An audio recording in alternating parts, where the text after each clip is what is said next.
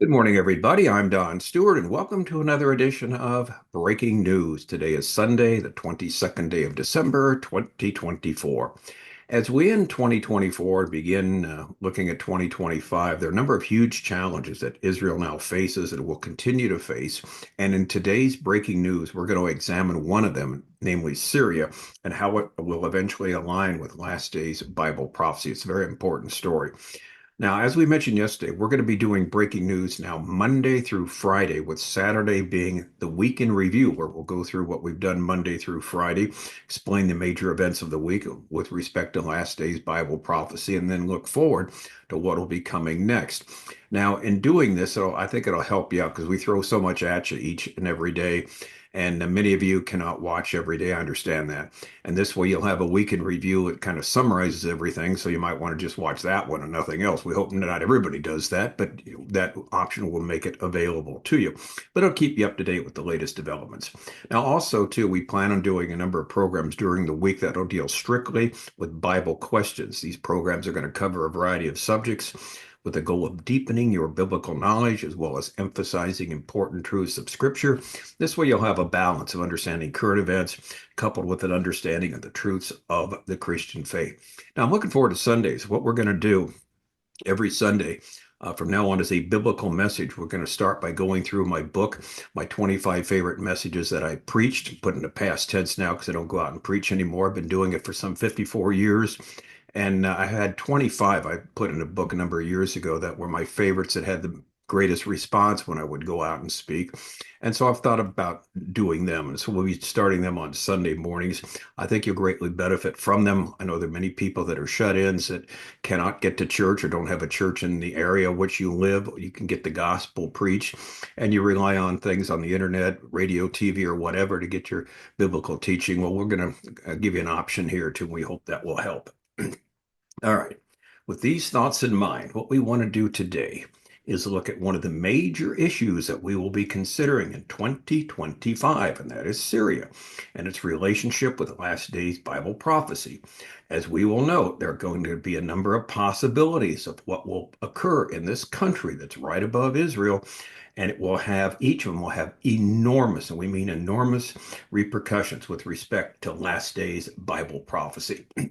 Now, what I'm going to do, there's an excellent story from Ynet, and we're going to just do this headline and read the story and comment on it. It's called "These Are the Options We Face in Syria and What is Good for Us." Ynet is an Israeli website, and the author of the article is Dr. Eyal Hulata. He's Israel's former national security advisor and head of the National Security Council. He is currently a senior international fellow at the Foundation for Defense of Democracies, FDD, and he wrote this really excellent summary of what's going on and what the options are, where it benefits Israel, where it may not. And so we're going to go through it and comment on it. And what we're going to do is explain it with respect to last day's Bible prophecy, not just, the stuff on the ground that's going to take place for Israel's benefit now or problematic in the future, but also how it's going to fit with what the Bible predicts is going to happen at the time of the end. So here's how he starts out. He says Damascus faces three strategic alternatives: deepen its ties with Turkey, fall into Iran's honey trap, or return to the fold of the Arab states. The big question is how its choice will align with Israeli interests. And there are other possibilities too, but we're going to go through these three. Here's what he says. The collapse of the Assad regime in Syria in the face of rebel groups, primarily Hayat Tahrir al-Sham, headed by Abu Muhammad al-Yulani, constitutes a genuine turning point in the Middle East. We can't emphasize that enough. This is huge. For years, the murderous Assad regime brutally repressed the gamut of Syria's minority groups and, with Russia and Iranian support, managed to repress rebellions and assert its authority. The fall of Assad is another sign of the collapse of the Iranian axis on Israel's northern front. Israel must now prepare for the new reality that is rapidly emerging in front of its eyes. And isn't that the truth? Now, he goes on to say it's unclear whether al-Julani's attempts to reunite Syria into a single entity will succeed, or whether Syria will continue to be a patchwork of minority groups fighting with each other. Israel, for its part, should continue backing the minorities but cooperate with them, especially the Druze and the Kurds. These are two groups that definitely cooperate with Israel. and keep hostile elements away from the borders. And we know that's what Israel is going to attempt to do. Israel also did the right thing, the article goes on to say, by exploiting the opportunity to destroy Syria's remaining military capabilities, ensuring that its air defense capabilities, military equipment, and offensive weaponry do not fall into the hands of extremist forces. Now, there was a story we didn't get to, but we'll just mention as an aside here.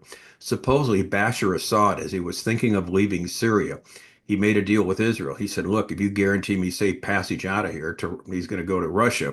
I will let you know where all our weapons are. In other words, I'll give you a map and tell you where all their things are stored, all the weaponry there that's hidden because it was a tremendous amount, and evidently that's what happened. And Israel's been in the process of destroying those.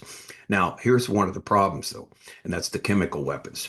The article goes on to say, in this context, it's important to remember that Assad has had an enormous, and that's not exaggerating, an enormous stockpile of chemical weapons, and it can be assumed that the IDF airstrikes did not manage to destroy them all. In other words, there's most likely some hidden somewhere.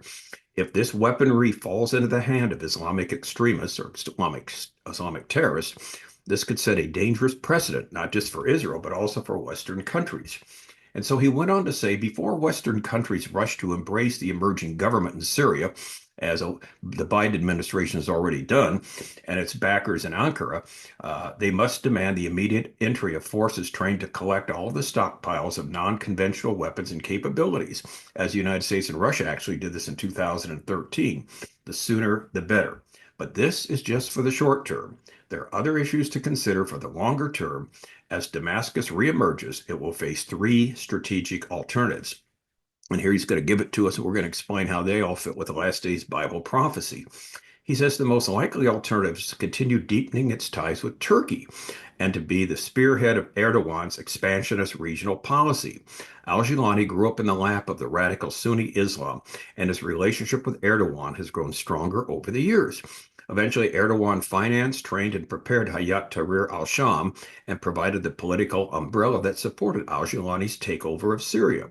Whether al-Jilani aims to establish an Islamic caliphate or not, the easiest decision for him is to remain close to Erdogan, his new patron.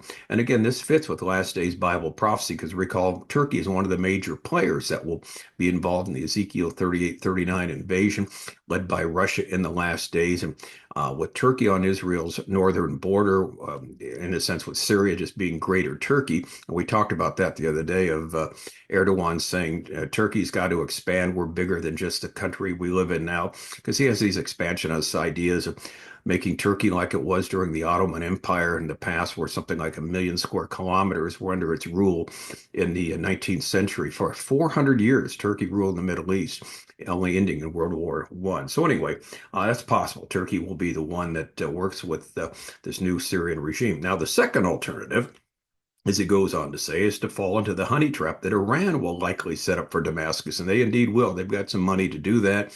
And they're working on that, believe me, to still be part of the scenario there. It is difficult to see Iran giving up on its strategic asset in Syria, and the loss of Syria leaves Iran bruised and having lost its position as a defender of the Shiite axis. Iran's presence in Syria was the key to the flow of weapons like Hezbollah. We've talked about that coming next door to Lebanon. And without this, it'll be difficult for Iran to rehabilitate the terror organization, excuse me, and to make it a significant threat to Israel once again. And we've been talking about this. So if there's no weapons going into Lebanon from Syria, then Hezbollah, in effect, is dead in the water. And they're already pretty much there. They've lost 90% of its leaders. The great majority of the weapons, at least in southern Lebanon, have been destroyed on Israel, right above Israel's northern border. So this is possible. And Iran's going to work to do that. Now, Iran is likely to seek ways to maintain its channel of influence in Syria, the article goes on to say, to make far-reaching proposals to al-Jilani and to position itself in competition with Turkey for the heart of Damascus. Now, that's interesting. They will be in competition, but eventually these two countries will be under the umbrella of Russia. We know that from Scripture in the invasion of Israel, but in the meantime, they'll be in competition. As we see in another country that's key to last days Bible prophecy, Libya. Who are the two countries involved? Russia and Turkey trying to control Libya. And one of them will eventually take control. Likely is going to be Russia. We'll be talking more about that in the future because Libya has to unite. Because in the last day's invasion of Israel, as we've talked about, there is an army that comes from Put, and Put is modern day Libya. And so that is impossible now because the country is divided. So it's interesting how all this is going to fall into place. Now, the third alternative is for Syria to return to the fold of the Arab states. He goes on to say the departure of Bashar Assad, who was expelled from the Arab League for massacring his own people, increases the motivation of the Gulf states to return the new Syria to the fold. Even before the fall, much was published about Assad's aim to return to the fold of the Arab League, and also of the fact that Iran did not look upon this kindly. For that reason, Iran chose not to throw its full weight into saving Assad. It is not inconceivable that Turkey saw the warming of relationships between Assad and the Gulf states as a threat to its interests and chose the timing of the uprising accordingly. The opposition of these two destabilizing countries expresses more than anything why this alternative is the correct one for those seeking to rebuild Syria as an independent state. Well, good luck for that. And so the article then says, all right, what's about Israel? What is its interest? Israel has an obvious interest in Syria being as moderate as possible. Israel has a vital interest in keeping Iran out of the picture and an equally large interest in preventing the emergence of a Sunni Islamist caliphate on its border. Israel also has an interest in keeping the Kurdish and Druze minorities with whom it has a long-standing relationship. This is very important. We'll be talking about them quite often now. It is not surprising that the Israeli interest overlaps with that of the pragmatic Arab states, which are also aiming to reduce, and here's the key, Iranian and Islamic influence in the countries. Now, the main worry they have is Iranian influence, and then groups like ISIS. And ISIS, again, is seeing a revitalization now. And this is going to be one of the problems for Syria in the coming days. And now, as momentum is building to end the war in Gaza and to reopen the path of normalization with Saudi Arabia, Israel must also bring the restabilization of Syria into the regional equation. Having Arab nursemaids manage the rehabilitation of Syria would be infinitely better than the other alternatives. It would allow Israel some influence over prioritizing civil reconstruction over military reconstruction, while being a partner in deterring Iran and Turkey from continuing attempts to take over Syria, because that's Israel's main worry, Iran or Syria taking over. Israel must be vigilant. There is no room for premature celebration, and Israel, for a change, must strive to influence the reality as it emerges and not just be dragged along by it. So Israel's got a huge chance here, according to this article. Now, 2025 is going to unveil which of these options will prevail, or perhaps something new will enter the equation. We just don't know. But right now, we do not know what will occur. Nobody does, and don't let anybody tell you they know. However, we do know, and here's the key, what will eventually take place because the Bible tells us so, right? And we've documented all this in our 12 books on Bible prophecy from our website, Educating Our World, particularly 25 signs. We're near the end, where signs 9 through 11 talk about the last days invasion of uh, Israel from north, south, east, and west, led by Russia. And of course, the two of its surrogates are Turkey and Iran at that time. So they will become under the umbrella of Russia. And we also have a whole book on the subject, the Ezekiel 38-39 invasion. Now, it's from our website, Educating Our World. Everything is free. You can download all 12 books on Bible prophecy, particularly 25 signs. We're near the end. That's the one you want to look at first. And we're going to be adding more and more stuff. One of the things we're going to be doing, I'm planning on doing kind of like a background of each of these different groups we talk about, because it's hard to tell the players without a scorecard. So I'm going to figure out a way to have a little history of Turkey's relationship with Israel in the past, Russia's relationship, who these other groups are, again, what Syria has done, what Iran has done, and the groups like the Druze and the Kurds, and explain all these to you. So when we talk about them, we just don't have a blank stare as who they are and what they have done. One of the things I learned when I used to do for 5 years, breaking news 5 days a week, an hour a day on his channel, that I didn't know is that when Israel became a modern state in 1948, believe it or not, one of the nations that pushed the fact that Israel will become an independent state was actually Russia. I had no idea about that until I started doing the stories of it. And so we'll see what Russia's influence is in the future. We know Russia will eventually take charge of that area and lead the invasion of Israel in the last days. How it will all come about, nobody knows. That's why we do what we do. So, like we say here, stay tuned. It's something that we're looking at day by day. But the good news is, the great news is, we know how it's all going to end, don't we? Lord Jesus Christ returning and setting up his kingdom. But in the meantime, lots up for grabs. All right, I'm Don Stewart. Thanks for watching. Tomorrow we'll start the new week of the 5 day a week breaking news. And then we'll be adding some more issues there, Bible stories along the way, Bible teaching, which will help you know what you believe, why you believe, and how to live the Christian life. Until then, like I said, I'm Don Stewart. Thanks for watching, and may the Lord richly, richly bless.